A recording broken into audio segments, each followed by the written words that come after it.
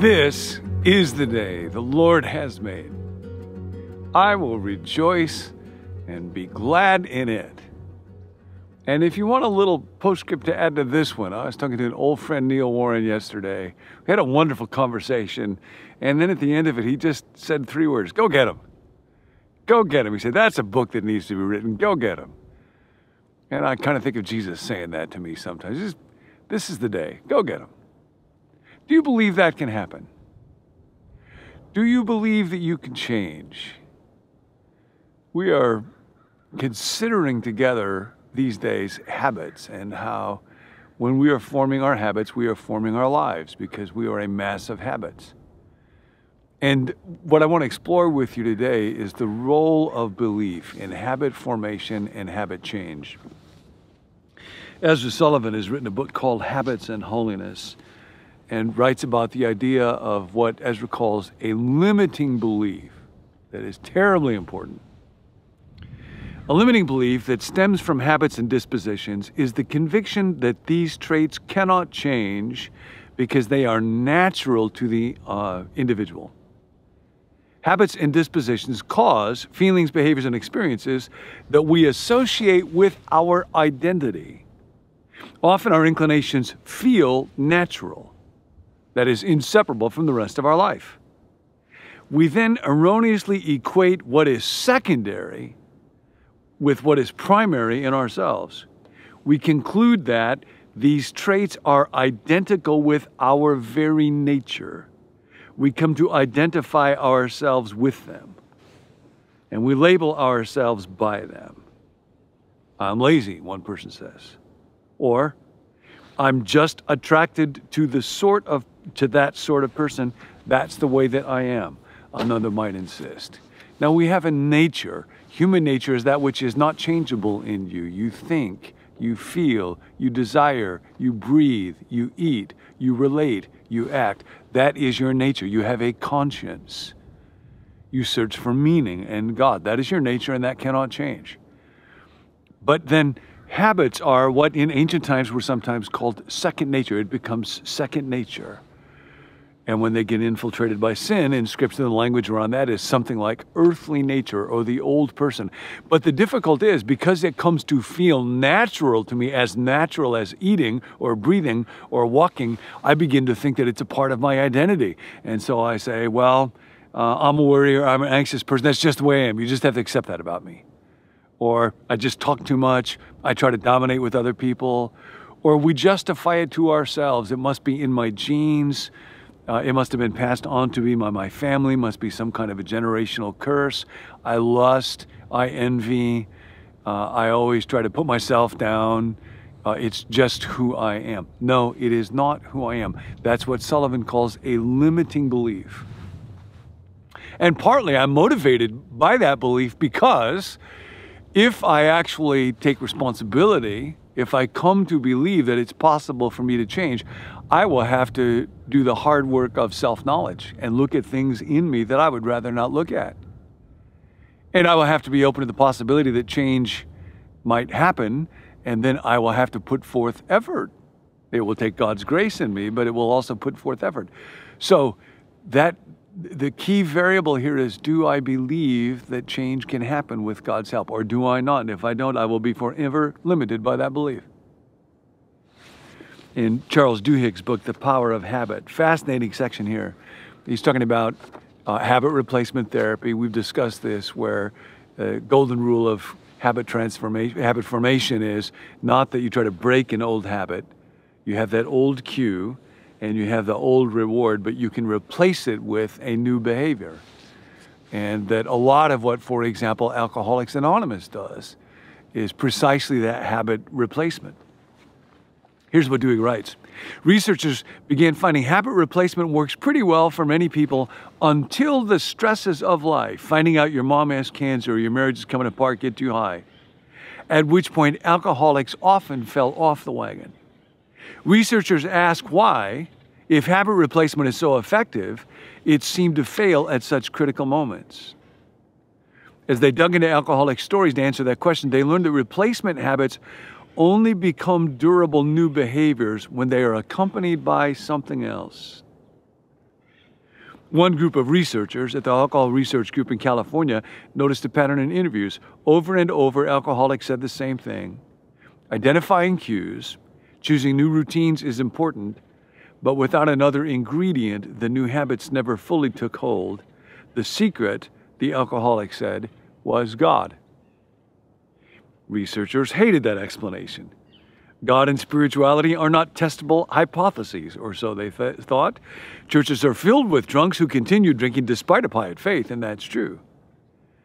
In conversations with addicts, though, spirituality kept coming up again and again. And here's what one researcher said. Even if you give people better habits, it doesn't repair why they stopped drinking in the first place. Eventually, they'll have a bad day, and no new routine is going to make everything seem okay.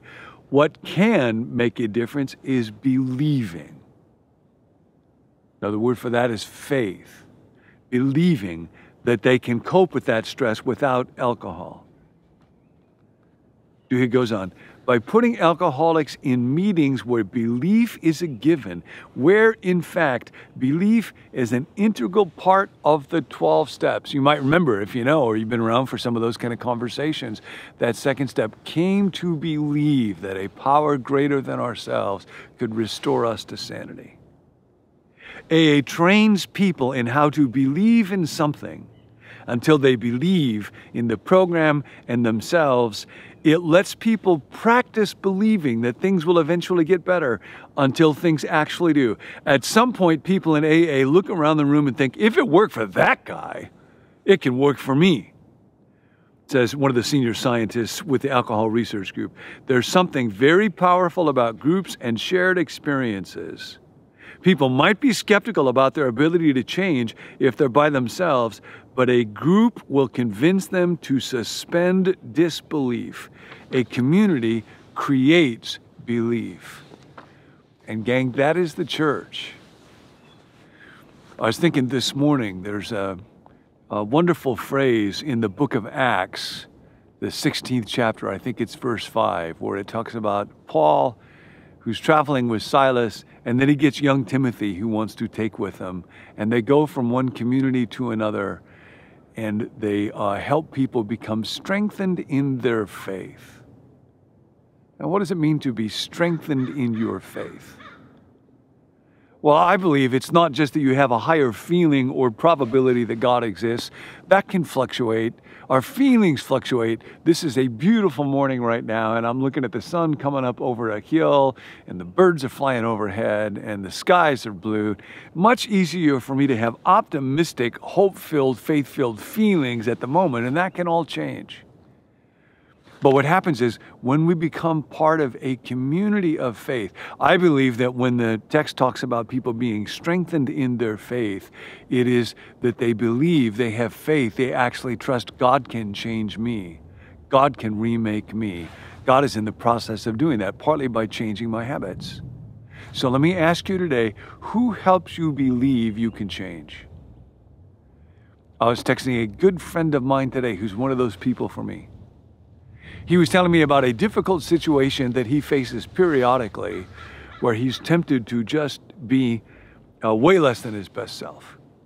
And that's all habits. It's cues, it's relationships, it's faces, it's tone of voice that just are triggering. And I was saying to him not too long ago, well, I know you want to be your best self. And he said, oh, no.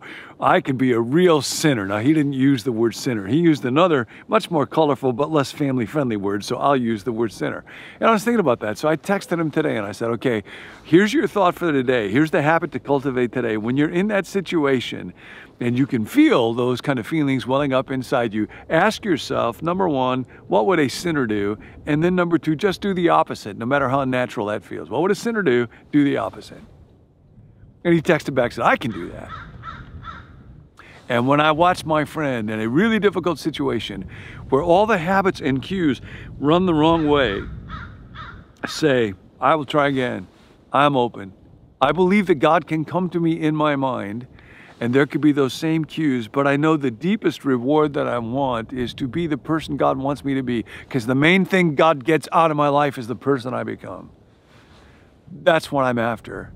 So in the face of that same cue, I can substitute a different response, a different behavior. I can move toward, I can seek to love. I can try to be honest. I can try to bring encouragement. I can try to serve. I can do that. And then the reward that I get will be something better than just the smug, martyrish Scandinavian satisfaction I get from withdrawing from somebody and making them feel bad. It can be, I can become a new kind of person.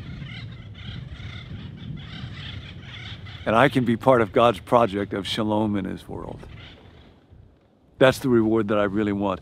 And then my habits can begin to be changed. And gang, we can be part of that community for each other as we interact with each other, as we talk, as we comment, as we text. You got somebody in your life. You have somebody there. That's what the church is about. Who, when you're with them, like people getting together in an AA room, like a team when it begins to come together, who help you believe that change is possible. That's what it is to be strengthened in faith. Because love is habit forming.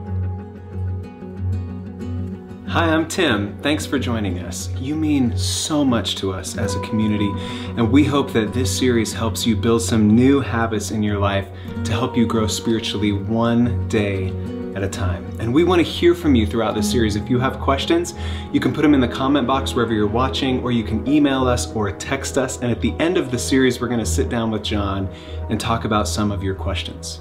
For more resources, you can visit becomenew.me. And to spread the word, you can hit subscribe, share this video with a friend, or give us a review on podcasts wherever you're listening. We'll see you next time.